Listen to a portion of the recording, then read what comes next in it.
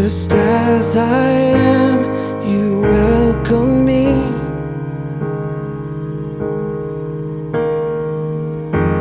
With open arms, how can this be?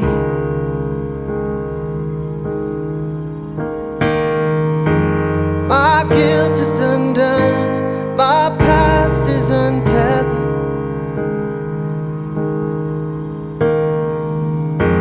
I'll leave it behind and run to my Father. There is no disappointment in your eyes. There is no shame, there is only pride. I am loved, Father, I'm loved by you.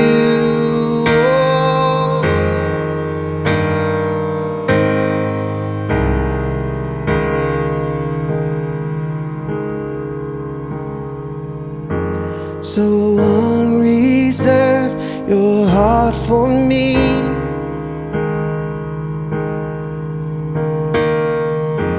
My fear is gone, I am set free.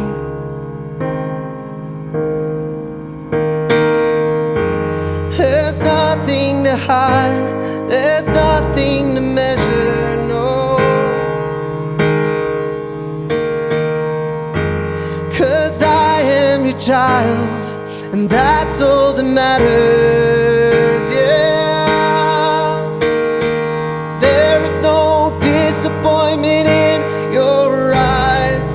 There is no shame, there is only pride. I am loved, Father, I'm loved by you. There is no distance in your embrace. Over and over again you say, oh, I am loved, Father, I'm loved by you. Oh, I am loved, Father, I'm loved by you.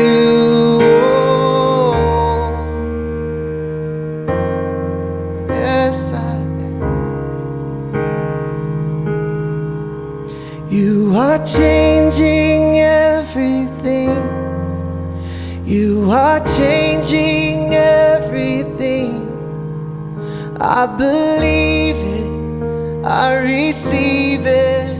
You are changing everything. You are changing everything. You are changing everything. I believe it, I receive it. You are changing everything. I believe it, I receive it.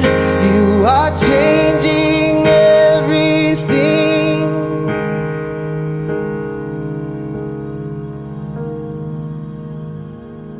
There is no disappointment in your eyes. There is no shame, it's only pride. I am loved, Father, I'm loved by you. And there is no distance in your embrace. Over and over again you say, oh, I am loved, Father, I'm loved by you. Oh, I am loved, Father, I'm loved by you. Oh, I am loved, Father, I'm loved by you. Yes, I am.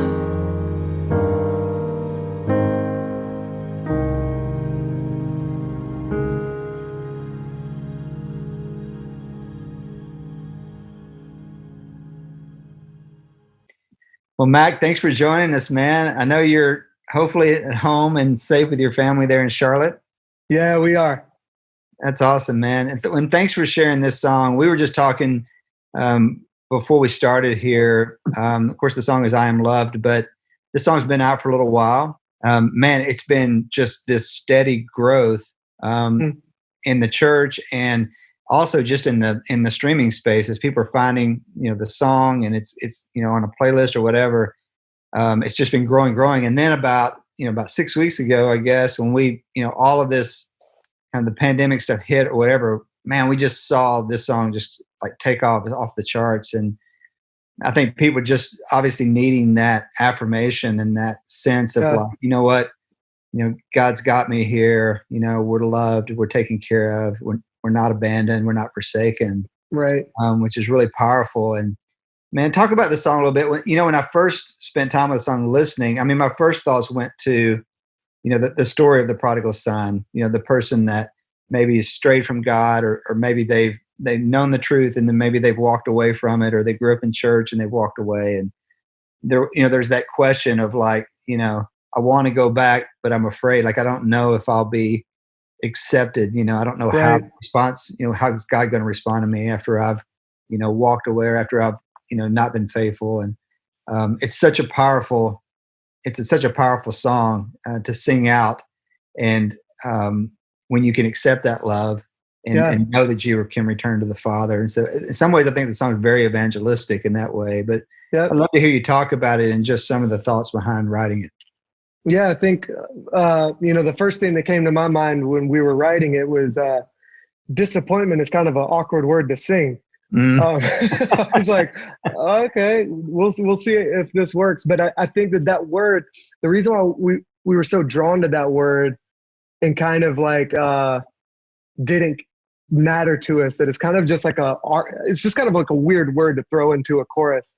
But I think that word is so powerful. Like that word disappointment is such a heavy thing to feel like somebody's disappointed in you. And I know me growing up, I used to always see God as this God that was just constantly disappointed in me and was constantly like annoyed with me because I couldn't get it right. I kept messing up or struggling with the same thing over and over again.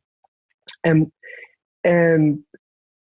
like as a parent, like, you always hear this phrase of like, I'm not mad at you, I'm just disappointed in you. And to me, that's like way worse.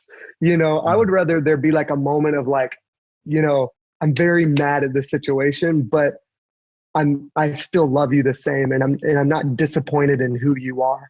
And once I started to even just like grasp the true concept of like, and I'm still far from totally understanding God's love for me, but started to receive that love, and started to receive like, God isn't this big, old man in the sky that's, frustrated with me all the time. Like he is a God that is present with me, constantly pulling me in, saying like, hey, I'm not disappointed in you. Like, I love you right where you are. I'm going to pull you into new things. I'm going to challenge you. I'm going to stretch you, but I love you just, where you are right now in this moment. And so for me, that's what the song is. That's, why it's ministered to me over, it's probably been almost 2 years since we wrote this song, but it's been a song that I keep coming back to a lot, just because it's something that I've struggled and battled with my whole life. Yeah, for sure. And, I think we're all programmed, like you said, like growing up, like that I do one thing and this is the result. Everything's conditional for us in our experience, and that's what's so hard for us about unconditional love is that we really have a hard time getting our heads around it because it just doesn't make sense. It doesn't compute. We have no model for it. Exactly. Like we have no like tangible model like in our life for it. And that's why it is like such a hard thing to, receive. And that's one of the things that, just to even say that in the bridge, we say, I believe it, I receive it. Because I feel like even just saying, I want to receive your love, it is a free gift and it is something that we don't have to strive for or work for. But just even the act of receiving it can be so hard for us sometimes because we feel like we're undeserving or because we feel like it is going to come with conditions. And so just to even say that, I think is so, it's just powerful, you know, and it's special to actually say, like, I'm going to receive this love. And I'm going to receive the fact that you see me, you know me, and you still choose to love me. Yeah, absolutely. I was reminded of that. I've heard it preached several times, but it's, you know, God accepts us how we are, but he loves us too much to leave us that way, you know? And so it's, you know, what I love about this song is that idea of like, we're fully accepted, but he loves us enough that he's going to change us. If we'll allow him, he's going to change us slowly, but that doesn't have bearing on the acceptance, you know, and the love. You know, that's the hard part. That's hard for us to separate. I know. And, you know, I think one thing that we also were talking about before we started filming, I think that one of the reasons why I feel like this song is just kind of resonating right now is because we are just in this really weird, unknown season. Most of us are just like kind of trapped in our home. We've got nothing to do except for kind of like live with like our thoughts and think about life and think about, you know, just whatever. And in a lot of ways, like that can be like a really, really lonely place. It can be a lonely feeling. And I think that, you know, when we feel that lonely feeling, it's easy to just isolate ourselves just internally in our own thoughts and in our own heart. And so I think like it is a good reminder to constantly be like, no, I am loved. And I might feel alone right now, but there is a God that is with me right now, that is pulling me in and drawing me close.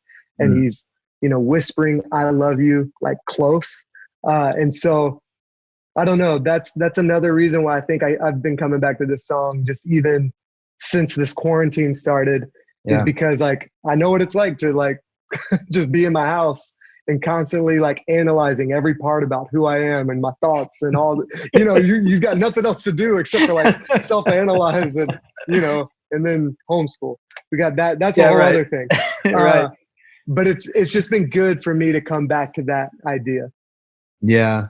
Yeah. I don't think I realized, you know, like, how much affirmation I get from other people. You know, when you're isolated, you're not getting that. You know, I think a lot about church leaders and pastors, worship leaders, where you're used to getting that affirmation from your congregation.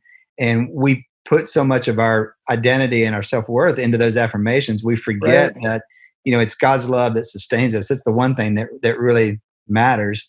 And, but man, times like this really exposed, you know, that when I've placed things in the wrong, you know, wrong areas, you know, I put trust in this, or I put trust in this, or I relied on this to, you know, to make myself, you know, feel worth. And, man, what a great song just to remind, you know, myself, my own heart, you know, that, you know what, it doesn't matter whether I get affirmation from people. God's what matters. His love is the one thing that matters.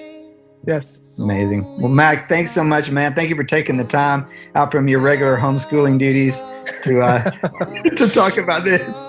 Yeah, thanks a lot, Jimmy. All right, man. And there is no distance in